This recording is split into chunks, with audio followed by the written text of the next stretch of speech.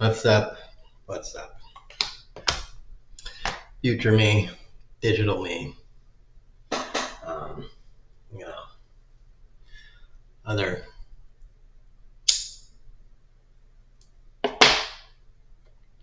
me's and, alternate dimensions and realities. Me. Uh,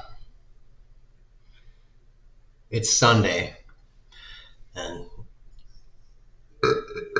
ooh, there's not a lot of political talk going on today because it's Sunday, and also, oof, oof, because it's Sunday. That was burping, by the way. I made chili, so maybe that's the reason burping. But also because it's Sunday, I feel like I need a little bit of a break from watching all sorts of political crap. So I've been watching some episodes of Friends. So I want to talk about that for a minute. Do a little break, break from all of the garbage. Let my mind kind of just simmer down. So talk about the episodes that I watched. Because, Friends is fun. Some people don't like it, but I think Friends is probably one of the best shows ever made. It's just fantastic. And I'm probably not unique on this, but I think Chandler is just like the best character on there. So that first episode that I want to mention is the the episode where Chandler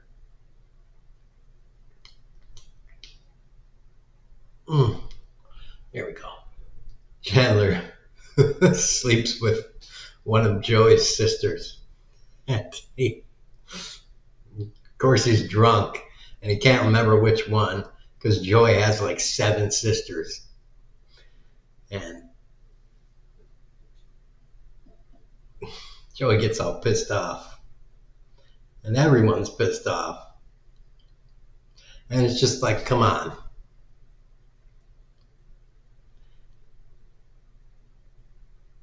I would have a hard time remembering that too. I mean, unless it was someone that I grew up with from an early age. If it was someone that I met, like living with in New York, and I hadn't spent a whole lot of time with their family, only a few occasions with Joey's sisters. Because in that episode, I think that was like the first episode where, as viewers, we met his sisters. So I don't know how many times Chandler had encountered Joey's sisters at that point. They never really fill us in, and we don't really see many pictures of Joey's sisters. Like, you don't really get a good look at Joey's room either. So there's not really any context for us to kind of get a impression on if Chandler should have an idea of his sisters. I mean, Monica and Rachel seem to be able to kind of suss out which one is which, but I don't know.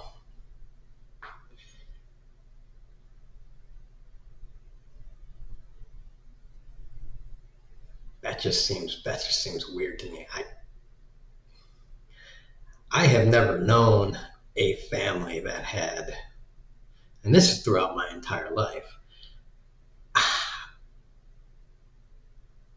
I struggle to find in my memory a family that's had what, more than 4 kids in them. I mean, even 3 is kind of a stretch.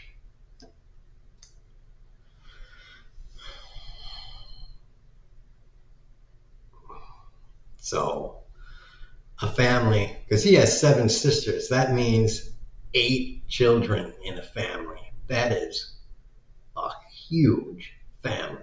So 8 children in a family, that is a monstrous family.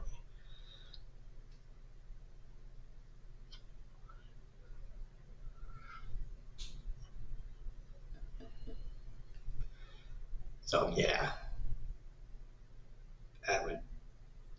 that's just a yikes level family.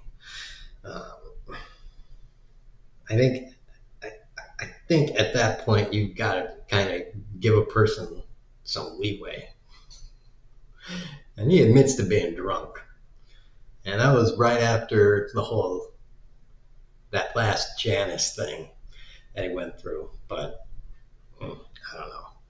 Anyways, makes for a good, funny episode, but whatever. That's just a funny thing. Then there's the other thing, the Ross and Monica playing football thing was pretty soon after that. Everybody knows that one. The Geller Bowl trophy.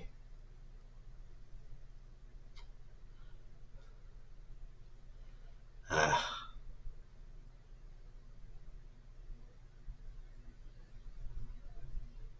and the Ross selling cookies for the little girl that he injured. I forgot about the part at the end where Joey and Chandler put on a little thing for the girl, a little space camp thing. But I of course did remember how there was a girl in the troop that that gave her uniform to her older sister to outsell everybody else. They never showed, of course, but whatever.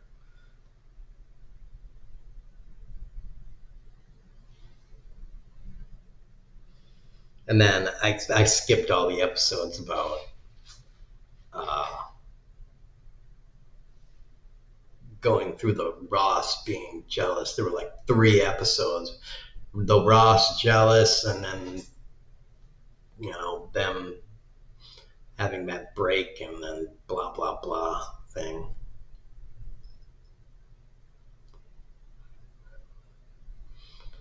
You know, I don't know.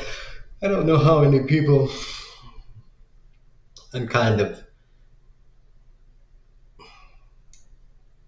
on Ross's side that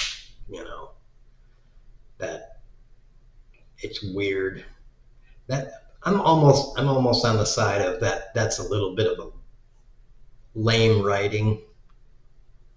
It's kind of like the writers just decided they need some way to break them up, and that was how they decided they were going to do it, just in order to create some kind of series long enduring drama between them, between Ross and Rachel.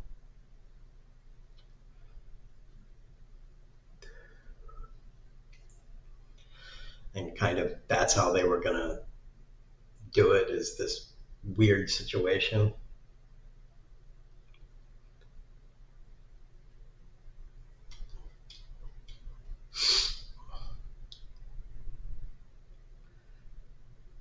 I tend to look at it as a kind of a weird, like, out of all this time that Ross, in the first, what, 2.5 seasons, that Ross has kind of a pretty difficult time finding a date. It's at that particular time that he has this kind of hot girl come up to him. Right at that moment, a girl come up to him unsolicited and just go right at him. Again, totally unsolicited.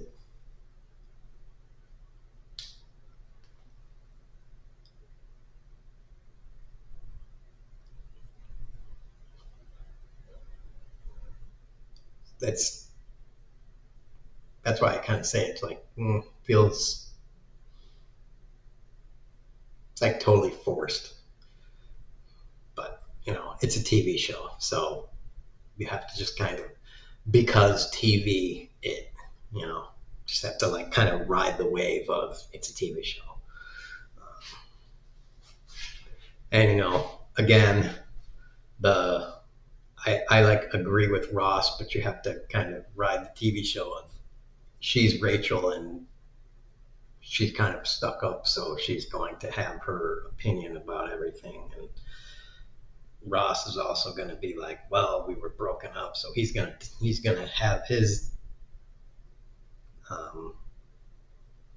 he's gonna stubbornly defend his kind of too. They're both pretty stubborn when it comes to like die on their own hill mentality.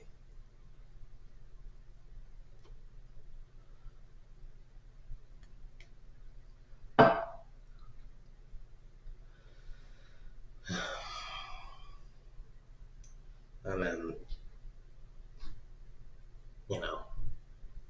there it is with that whole fucking relationship. But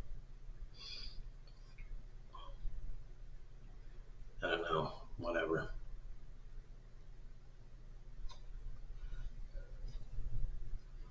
It's just my opinion of that whole thing would be,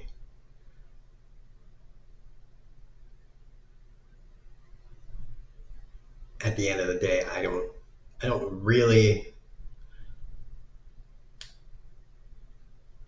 I don't know, I don't entirely believe that the character of Ross would have necessarily done that. I don't know. I don't know if he was really drunk at that point.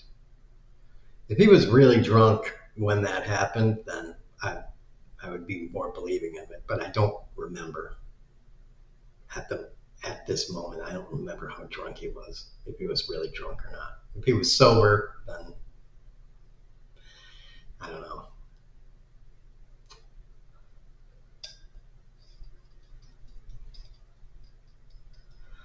Anyways, that's enough about that.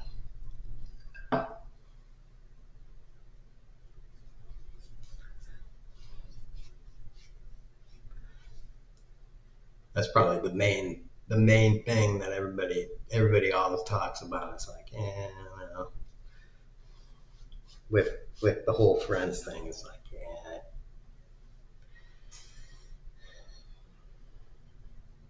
you could argue that topic all day long and not really come to a decent conclusion about that.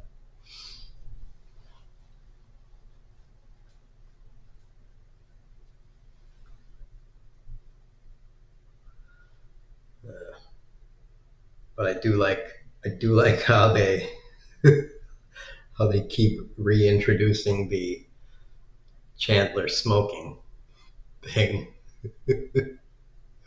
But the first time that he picks up smoking again is the best thing,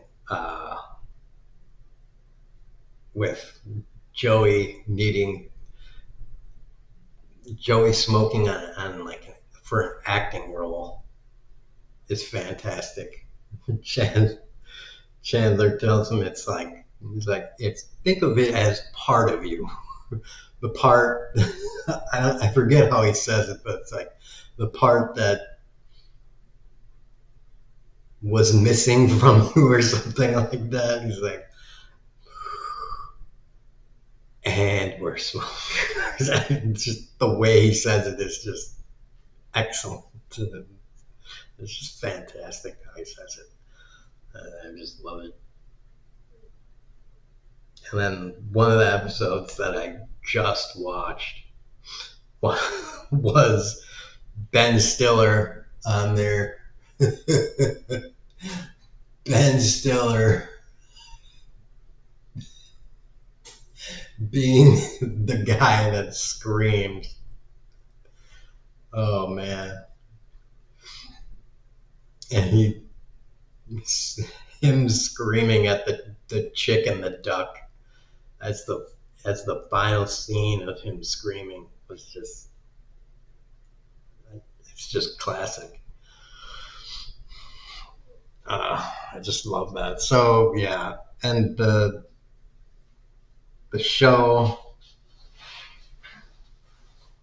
I think the show really. I can't remember for sure, but I think the show really runs well into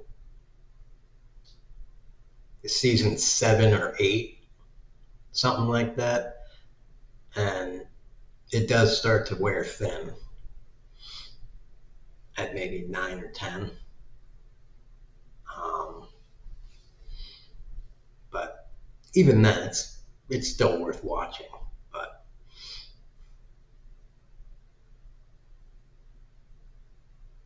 it does pretty good until the end. Um, so it's always worth watching all the way till the last episode. And when I see the last episode, I'm always sad because I'm like, oh, it's over.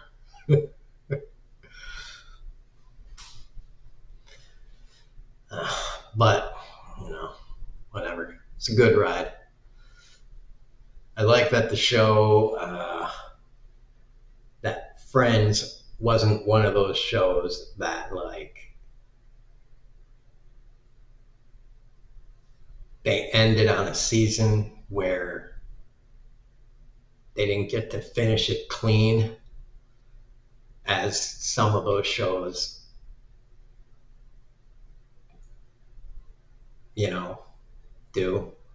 Like, like Firefly and The Gifted and Sarah Connor Chronicles, where they're just like, well, we're not going to give you another season to wrap things up nice. They're just like, well, you're done. Fuck you. So I hate those things. I have not even seen uh, Firefly. I didn't even watch Firefly because I knew they only gave it one season, and then they ended up giving it a movie to try and like patch some things up. And like I saw the movie and I'm like, okay, this is good and everything, but personally, I'm just like, it's just like, I like the movie and everything, but I'm not gonna watch the show.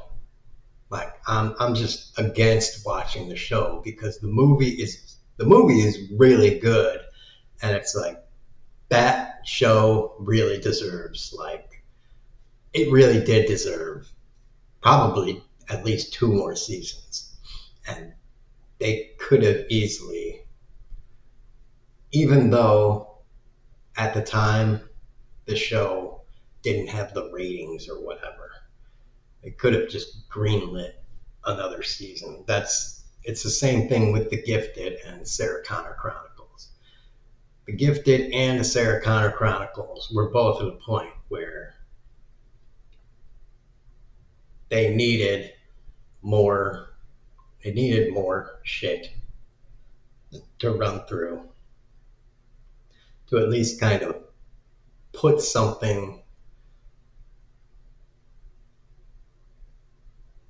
shit in there to lay it to rest in a way that feels a little complete, and they didn't allow that. And there's a lot of shows out there that they do that with, that they just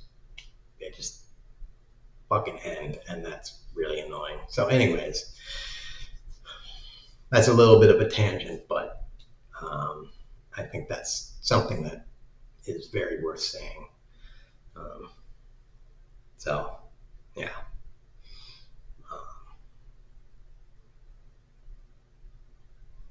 And they did that a lot in the old days of TV shows, and I probably still do it a lot today.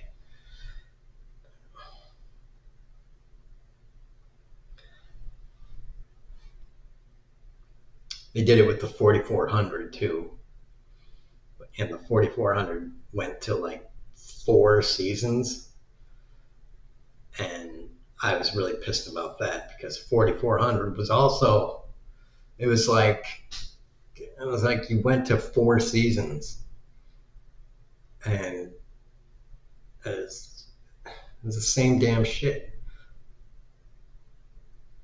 It just stops. It's like, so what happens? It just leaves you sitting there like, okay, that's fantastic. But whatever, And Heroes did that, and and then they tried to do like Heroes Reborn. I didn't even bother watching that. But that was okay because I think they fucked up the plot of Heroes anyways. I always hated the way they handled the character of Peter Petrelli, and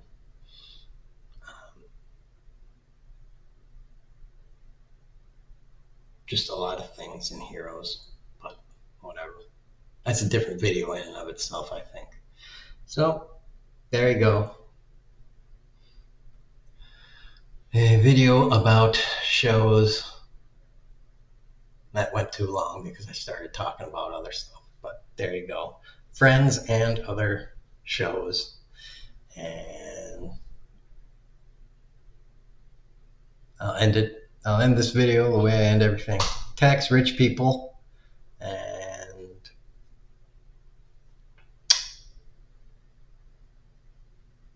vote out the Republicans and, of course, Trump. And everybody have a excellent boobs day.